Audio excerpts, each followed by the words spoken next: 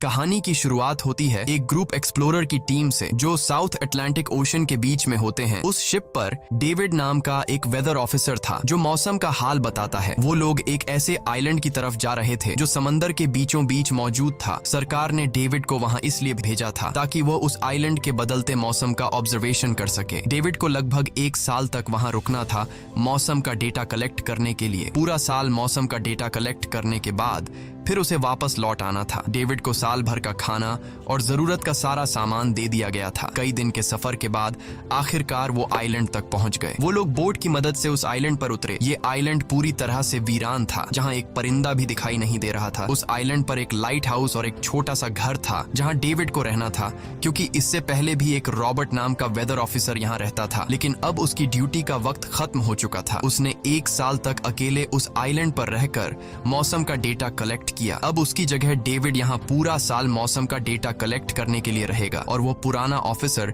Robert ship के साथ वापस चला जाएगा। लेकिन जब पूरी टीम ने घर को विजिट किया तो वो हैरान रह गए, क्योंकि वहाँ किसी भी इंसान का नामो निशान नहीं था। कमरे के अंदर पुराने ऑफिसर का सारा सामान यहाँ वहाँ बिखरा पड़ा था। जिसके बाद कैप्टन और डेविड ने सोचा कि शायद लाइट हाउस में कोई हो सकता है। कैप्टन और डेविड बिना वक्त गंवाए लाइट हाउस की तरफ बढ़ते हैं और वो सब वहाँ एक अजीब नजारा देखते हैं। वो देखते हैं कि पूरा लाइट हाउस तेज और नुकीले लकड़ियों से घिरा हुआ था, जैसे किसी ने जानबूझकर उसे बंद कर दिया हो ताकि कोई भी अंदर न जा सके। जिसके बाद कैप्टन और डेविड ने लाइट हाउस का गेट कई बार नॉक किया, लेकिन अंदर से कोई रिस्पॉन्स नहीं मिला। आखिर में उन्होंने गेट को जोर से धक्का दिया और अंदर घुस गए। लाइट हाउस के अंदर उन्हें एक आदमी मिला जिसका नाम ग्रूनर था। जब उन्होंने ग्रूनर से पुराने वेदर ऑफिसर रॉबर्ट के बारे में पूछा तो उसने जवाब दिया कि वो तो मर गया है। वो समंदर की तरफ गया लेकिन दोबारा कभी लौटकर वापस नहीं आया। ग्रूनर की बातें सुनकर डेविड और कैप्टन दोनों चौंक गए। ये सब सुनने के बाद कैप्टन ने डेविड से कहा, अगर तुम अब भी चाहो तो हमारे साथ वापस चल सकते हो। लेकिन डेविड ने वापस जाने से इनकार कर दिया। डेविड ने सोचा अगर वो सरकार को उस आइलैंड का एक्यूरेट वेदर रिपोर्ट दे पाया तो उसे काफी मोटी रकम मिल सकती है। जिसके बाद कैप्टन ने उसे एक गन दी खुद की प्रोटेक्शन के लिए, और कैप्टन ने डेविड से कहा कि ये जगह मुझे सेफ नहीं दिखाई दे रही, अपना ख्याल रखना। इसके बाद उसे वहीं पर छोड़कर वो सब वापस चल दिए और अब ये दोबारा वापस 1 साल बाद आएंगे। कैप्टन के जाने के बाद डेविड ने घर को थोड़ा सेटल किया, रहने के काबिल बनाया। रात होने के बाद उसे ड्रॉर में एक डायरी मिली जो पुराने वेदर ऑफिसर रॉबर्ट की थी। उस डायरी में आइलैंड के बारे में बहुत कुछ लिखा था। डायरी में एक मिस्टीरियस क्रीचर के बारे में कुछ बातें लिखी गई थी, लेकिन सब कुछ साफ नहीं था। कुछ बातें अधूरी थी। डेविड हर लाइन को ध्यान से पढ़ता गया। उस डायरी में कुछ अजीब तरह के जानवरों के स्केचेस भी बने थे। डेविड को समझ नहीं आया उसने ऐसी पिक्चर्स क्यों बनाई थी। शायद वो अकेला था और टाइम पास के लिए ऐसा किया होगा। डायरी के एक पेज पर पुराने ऑफिसर के वाइफ की फोटो भी लगी थी। डेविड वह डायरी पढ़ते पढ़ते थक गया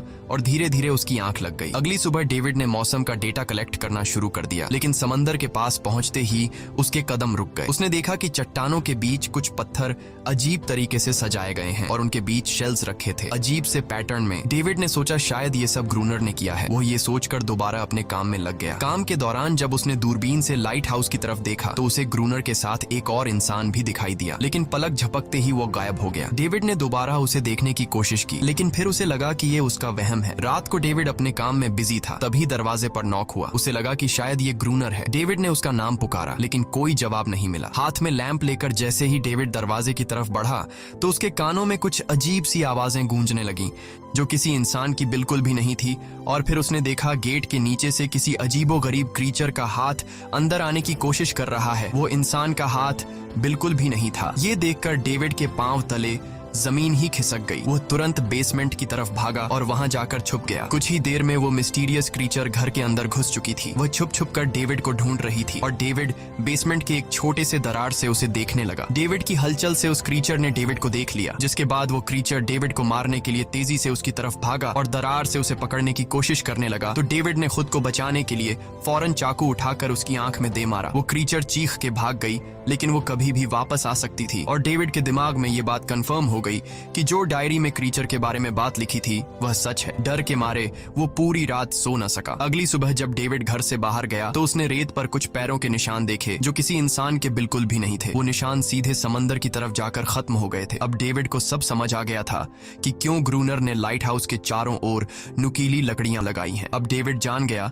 कि अगर मैं इस घर में रहूंगा तो वो क्रीचर मुझे कभी भी मार सकते हैं। डर के मारे डेविड लाइट हाउस की तरफ दौड़ता है और ग्रूनर को चिल्लाकर कहता है, गेट गेट खोलो, मुझे अंदर आना है। लेकिन ग्रूनर उसे अंदर नहीं आने देता और कहता है तुझे शिप के साथ लौट जाना चाहिए था। डेविड निराश होकर वापस लौटता है क्योंकि क्रोनर उसे लाइट हाउस के करीब भी नहीं देखना चाहता था। वो उसके ऊपर पानी गिराकर उसे दूर जाने को कहता है। अब उसे खुद ही कुछ करना होगा। उसने घर की हर एक विंडो को लकड़ी से बंद कर दिया, चारों तरफ नुकीली लकड़ियों से घेरा बनाया और गेट के बाहर पुराने कागज और किताबें रखी। फिर उन पर तेल छिड़क दिया ताकि अगर वो क्रीचर वापस आए तो उसे आग से डराकर भगाया जा सके। लेकिन एक बात थी जो डेविड अब तक नहीं जानता था और ये बात उसे आज रात पता चलने वाली थी। खुशकिस्मती से उसे घर के अंदर एक पुराना बॉक्स मिला। उस बॉक्स में एक गन थी और बहुत सारी बुलेट्स। ये देखकर उसे जिंदा रहने की थोड़ी सी उम्मीद मिली। जैसे जैसे सूरज ढलने लगा, डेविड के दिल में डर बढ़ने लगा। कुछ ही देर में चारों तरफ रात का अंधेरा छा गया। डेविड गन हाथ में लिए घर के एक कोने में चुपचाप बैठा था। उसकी दिल की धड़कनें तेज थीं। तभी एक अजीब आवाज सुनाई दी और जब डेविड ने खिड़की से छुपकर समंदर की तरफ देखा तो जैसे उसके पैरों के नीचे से जमीन ही खिसक गई। उसने देखा कि सिर्फ एक नहीं बल्कि पानी में से कई सारी वही अजीबोगरीब क्रीचर्स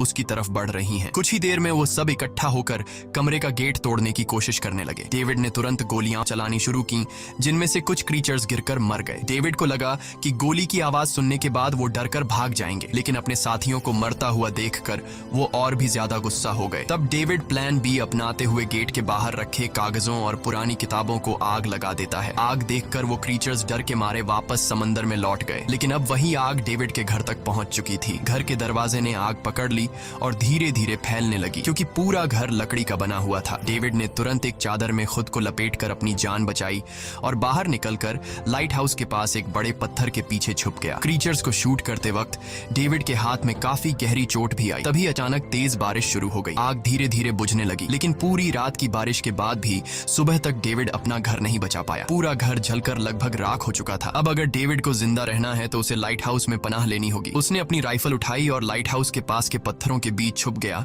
और इंतजार करने लगा कि कब ग्रूनर पानी भरने आएगा। जब ग्रूनर पानी भरने के लिए लाइट हाउस से बाहर निकला तो डेविड उसके पीछे पीछे चल दिया, लेकिन तभी अचानक एक अजीब सा क्रीचर जो ग्रूनर के पास ही था उसने डेविड पर हमला कर दिया। लेकिन किसी तरह करके डेविड ने उसे काबू कर लिया। वो क्रीचर ग्रूनर का रक्षक था। जब वह उसे शूट करने वाला था तो ग्रूनर ने तुरंत डेविड को रोका और कहा, रुक जाओ, ये मेरा पालतू है। डेविड ने गोली नहीं चलाई और मौके का फायदा उठाते हुए उसने ग्रूनर के साथ एक शर्त रखी, अगर इस क्रीचर को जिंदा रखना है तो मुझे लाइट हाउस में रहने दिया जाए, नहीं तो मैं इसे मार दूंगा। जिसके बाद ग्रूनर ने हाँ कर दी क्योंकि डेविड के पास ढेर सारा खाना और गन पाउडर था। शाम होने से पहले दोनों बचा हुआ खाना लेकर लाइट हाउस लौट आए और वो दोनों आराम से सो गए। अगली सुबह वो क्रीचर चुपचाप डेविड का हाथ चाट रहा था। जब डेविड नींद से जागा तो उसने देखा कि इस क्रीचर के चाटने की वजह से उसका हाथ पूरी तरह से ठीक हो चुका है। ये सब देखकर डेविड हैरान हुआ। डेविड अब क्रोनर से इस क्रीचर के बारे में और जानना चाहता था और फिर ये सब दुनिया के सामने लाना चाहता था क्योंकि ये किसी जादू से कम नहीं था। डेविड ने सोचा,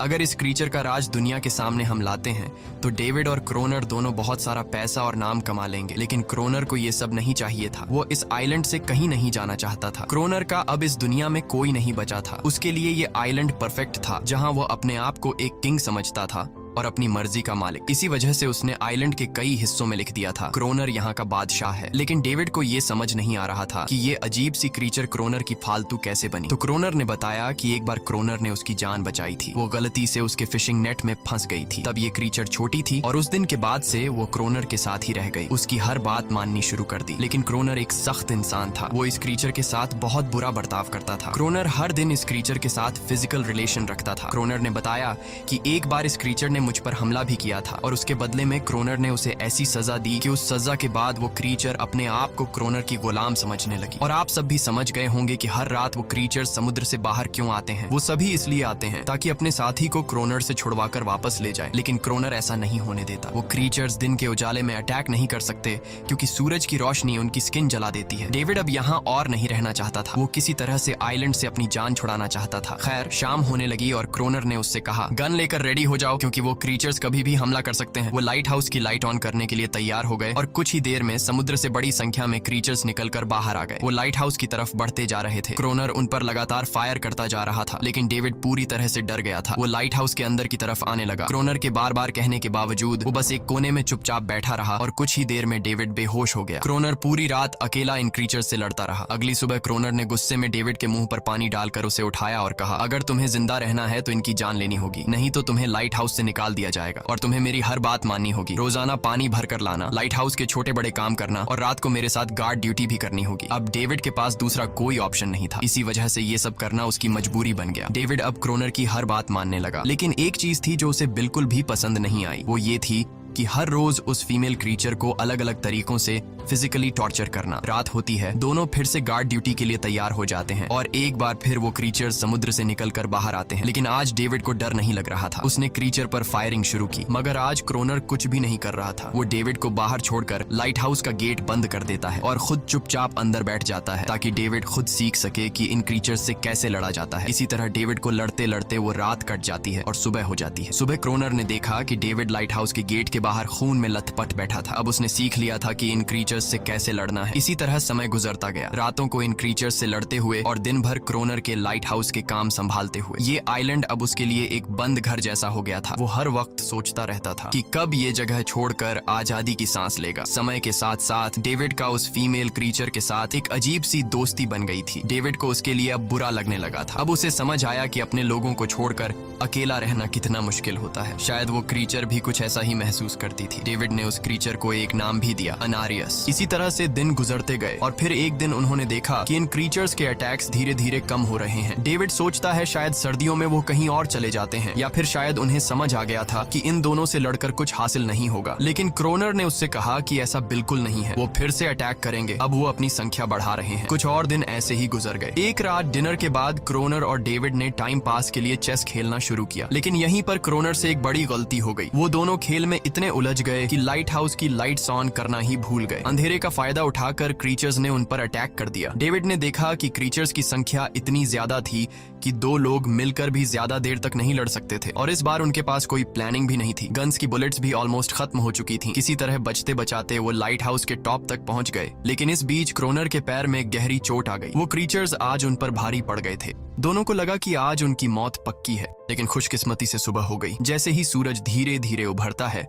वो क्रीचर्स लाइट हाउस छोड़कर समुद्र में वापस चले जाते हैं। कड़कती धूप निकलने के बाद एनेरियस क्रोनर के जख्म को ठीक करने की कोशिश करती है, लेकिन अब तक डेविड को समझ आ चुका था कि वो इन क्रीचर्स के साथ ये लड़ाई जीत नहीं सकते। बुलेट्स भी अब खत्म होने के करीब हैं। उनके पास खाना भी इतना नहीं है कि वो ज्यादा देर तक चल सके। लकीली अगले दिन जब डेविड लाइट हाउस के बाहर इधर उधर घूम रहा था तो उसने समुद्र में एक जहाज देखा। वो जल्दी से अंदर से फ्लेयर गन लाया और जहाज को सिग्नल देने गया, लेकिन क्रोनर ने उसे रोक दिया क्योंकि वो नहीं चाहता था कि डेविड यहाँ से जाए। उसी वक्त अनारियस ने क्रोनर पर हमला कर दिया। वो डेविड को क्रोनर से बचाना चाहती थी। क्रोनर किसी को भी ये आइलैंड छोड़ने नहीं देना चाहता था। ये आइलैंड उसकी अपनी दुनिया थी जहाँ वो एक किंग की तरह रहता था। वो डेविड को भी जाने नहीं देना चाहता था। इतने समय से अकेला रहने के बाद अब उसके पास कोई था जिससे वो बात कर सकता था, और अगर डेविड उस शिप में वापस चला गया तो वो वहां जाकर सबको एनेरियस और उनके बारे में बता देगा। इसलिए अब डेविड यहाँ से नहीं जा सकता। धीरे धीरे वो शिप डेविड की आंखों के सामने समुद्र में गायब हो गई। अब उसके पास कुछ भी करने को नहीं था। कुछ और दिन ऐसे ही बीत गए। क्रोनर अब भी डेविड और अनारियस दोनों के साथ बुरा बर्ताव कर रहा था, लेकिन अनारियस को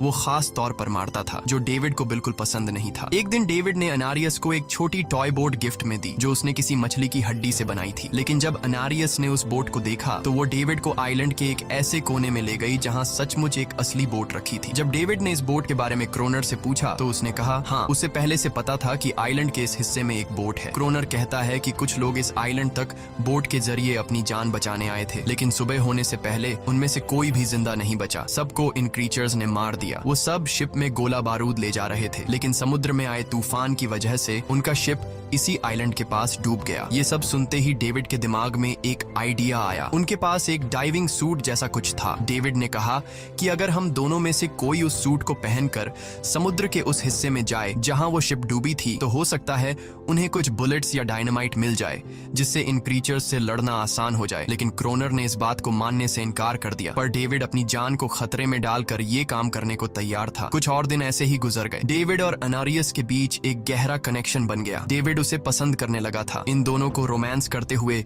ये सब क्रोनर ने चुपके से देख लिया। क्रोनर को लगा कि अनारियस उसे छिन जाएगी, इसलिए डेविड को रास्ते से हटाना पड़ेगा। अगले दिन क्रोनर खुद डेविड की बात मानने को तैयार हो जाता है। वो डेविड से कहता है, ठीक है, तुम सूट पहनकर नीचे पानी में जाओगे और वहाँ ढेर सारा RDX कलेक्ट करोगे, फिर मैं तुम्हें बोट से ऊपर की तरफ खींच लूंगा। लेकिन क्रोनर का असली इरादा कुछ और ही था। वो चाहता था कि डेविड उसकी मदद से समुद्र के नीचे रखे डायनामाइट के बॉक्सेस वापस सरफेस तक ले आए और उसके बाद उसे वही समंदर में अकेला छोड़ दे ताकि वो क्रिएचर्स उसे मार दें। इस तरह डायनामाइट भी उसके पास आ जाएगा और अनारियस फिर से उसकी गुलाम बन जाएगी। वो दोनों बोट में बैठकर उस जगह पहुंच गए जहां शिप पानी में डूबा था। डेविड ने डाइविंग सूट पहना और समंदर के नीचे उतर गया। नीचे जाने के बाद डेविड ने देखा कि शिप पूरी तरह तबाह हो चुकी है, लेकिन उसकी किस्मत अच्छी थी कि उसे कुछ डायनामाइट के बॉक्स मिल गए। लेकिन तभी अचानक कुछ क्रिएचर उसके सामने आ गए। क्रिएचर्स को देखते ही डेविड घबरा गया और नीचे गिर पड़ा। वो डाइविंग सूट इतना भारी था कि वह हिल भी नहीं पा रहा था और डेविड क्रोनर को ऊपर सिग्नल भी नहीं भेज पाया। क्रोनर को लगा कि शायद वह क्रिएचर्स डेविड को मार चुके हैं, लेकिन असल में वो तो सिर्फ दो छोटे बच्चे थे। डेविड ने जैसे तैसे करके अपना डाइविंग सूट वहीं छोड़ दिया और ऊपर सतह तक खुद को पहुंचाया। उन्हें वहां कुछ पुराने बॉक्स मिले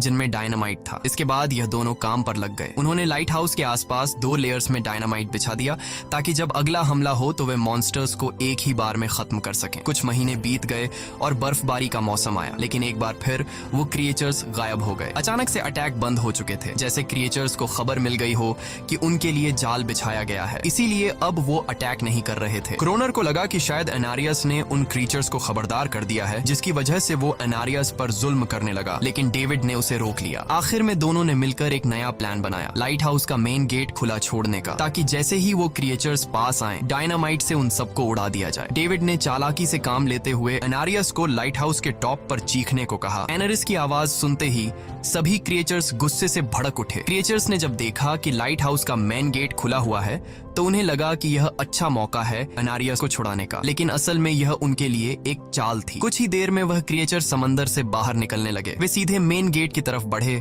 और अंदर घुसते ही डेविड पर हमला कर दिया। डेविड भी हिम्मत दिखाता है और क्रिएचर से जान छुड़ा लेता है। जैसे ही वे सभी क्रिएचर लाइट हाउस के पास पहुंच जाते हैं तो क्रोनर डायनामाइट का लीवर दबा देता है, लेकिन ब्लास्ट नहीं होता। असल में डेविड ने उसका कनेक्शन खोल दिया था और क्रोनर उसे दोबारा लगाना भूल गया था। डेविड तुरंत ऊपर भागता है और डायनामाइट का वायर जोड़ना शुरू करता है। तब तक वो क्रिएचर्स लाइट हाउस पर चढ़ने की कोशिश कर रहे होते हैं, जिन्हें सिर्फ अकेला क्रोनर रोकता है। जैसे ही कनेक्शन पूरा होता है डेविड पहला लेयर उड़ा देता है, जिससे कई क्रिएचर्स ब्लास्ट में खत्म हो जाते हैं, लेकिन अभी भी काफी मॉन्स्टर्स लाइट हाउस पर हमला करने के लिए तैयार होते हैं। इस वजह से क्रोनर दूसरा लेयर भी ब्लास्ट कर देता है। दोनों उस जोरदार धमाके में बेहोश हो जाते हैं। अगली सुबह जब दोनों होश में आए तो उन्होंने देखा कि एनरियस वहां नहीं थी। ब्लास्ट में चारों तरफ मरे हुए क्रिएचर्स पड़े थे। क्रोनर उन सबको मार रहा था जो जख्मी हालत में जिंदा बचे थे। तभी डेविड की नजर उनमें से एक के गले में लटके एक नेकलेस पर पड़ी। उस क्रिएचर को तड़पता हुआ देखकर डेविड को उस पर तरस आ जाता है और उसे अपनी गलती का एहसास हो जाता है। जिन क्रिएचर्स को वह अब तक खूंखार समझते आए थे वो भी इंसानों की तरह थे, सिर्फ बोल नहीं सकते थे। लेकिन क्रोनर के लिए यह सब बेकार बातें थीं। उस दिन के बाद वह क्रिएचर्स फिर कभी अटैक नहीं कर पाए, लेकिन हर दिन समंदर के किनारे से रोने की आवाजें आती थीं। डेविड को अब तक नहीं पता था कि उन्होंने कितना बड़ा नुकसान कर दिया था, कितनी फैमिली टूट गई, कितने बच्चों ने अपने लोग खो दिए सिर्फ एक गलतफहमी की वजह से। अगले दिन डेविड ने समंदर में उन क्रिएचर्स के कुछ छोटे छोटे बच्चों को देखा, वो सब जिन्होंने अपने परिवार खो दिए थे। डेविड ने पत्थरों का एक गोल सर्कल बनाया और उसके बीच में वह छोटी टॉय बोट रख दी ताकि एनरिस उसे देखकर वापस लौट आए। डेविड ने कई घंटे इंतजार किया, लेकिन एनरिस कभी वापस नहीं आई। सुबह नींद से जागने के बाद डेविड ने देखा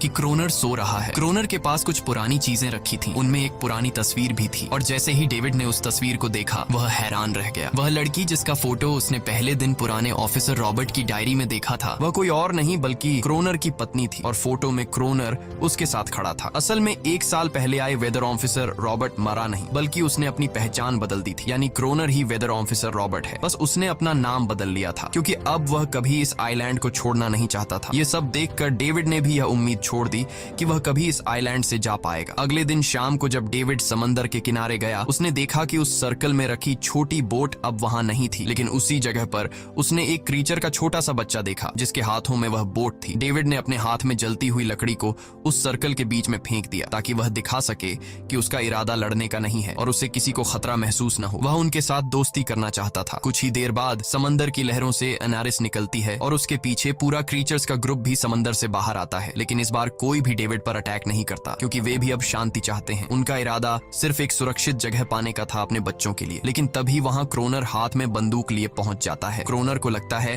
कि अगर शांति हो गई तो उसे सबसे ऊपर होने का एहसास कैसे होगा। डेविड उसे समझाने की कोशिश करता है कि ये क्रीचर्स लड़ना नहीं चाहते, ये शांति चाहते हैं। लेकिन क्रोनर किसी की नहीं सुनता। वो एनेरियस से चिल्लाकर कहता है अंदर चली जाओ। लेकिन ये पहली बार था कि एनेरियस ने उसकी बात नहीं मानी, क्योंकि अब वह उसकी नौकरानी नहीं थी। यह देखकर क्रोनर को लगता है कि अब इस आइलैंड पर उसकी बादशाहत नहीं रही। क्रोनर खुद को अंदर से कमजोर महसूस करने लगता है, क्योंकि अब कोई भी उसका हुक्म नहीं मान रहा था। गुस्से में उसने लाइट हाउस की तरफ कदम बढ़ाए। डेविड को लगा शायद क्रोनर को अब समझ आ गया होगा कि हर एक जानवर आजादी चाहता है, कोई भी किसी का गुलाम बनकर नहीं जीना चाहता। लेकिन क्रोनर के सर से बादशाहत का भूत कहां उतरने वाला था। जैसे ही वह लाइट हाउस पहुंचा, उसने सिग्नल गन से एक फ्लेयर छोड़ी जो सीधा जाकर एक क्रीचर के बच्चे से टकरा गई। उस बच्चे की तुरंत मौत हो गई। सभी क्रीचर्स डर के मारे भाग गए और एनेरियस ने भी डेविड पर अपना पूरा भरोसा खो दिया। गुस्से से पागल डेविड तुरंत लाइट हाउस की तरफ भागता है क्रोनर को सबक सिखाने। डेविड उससे लड़ने लगता है, क्यों किया तूने ये सब? ये लोग तो बस शांति चाहते थे। लेकिन क्रोनर इतना हिंसक हो चुका था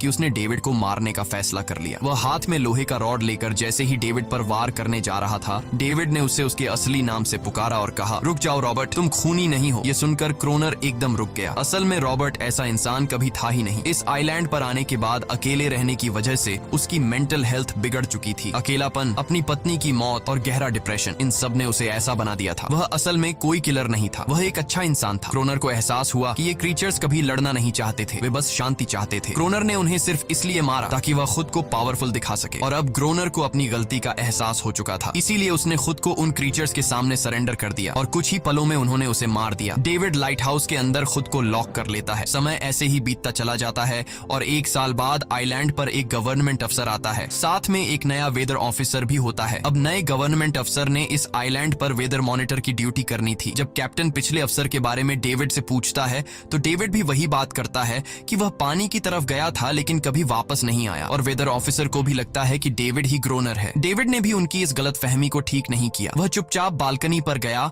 और खड़ा हो गया बिना कुछ कहे, क्योंकि अब वह भी इस आइलैंड को छोड़ना नहीं चाहता था, बिल्कुल क्रोनर की तरह। इसी दौरान एनेरिस भी अपने परिवार के साथ खुश थी। अब उन्हें किसी क्रोनर जैसे आदमी का डर नहीं था। अब वे आइलैंड पर भी और समंदर में भी आजादी से जी सकते थे। इसी के साथ कहानी खत्म हो जाती है। अगर वीडियो आपको अच्छी लगी हो तो हमारे चैनल को जरूर सब्सक्राइब कीजिए।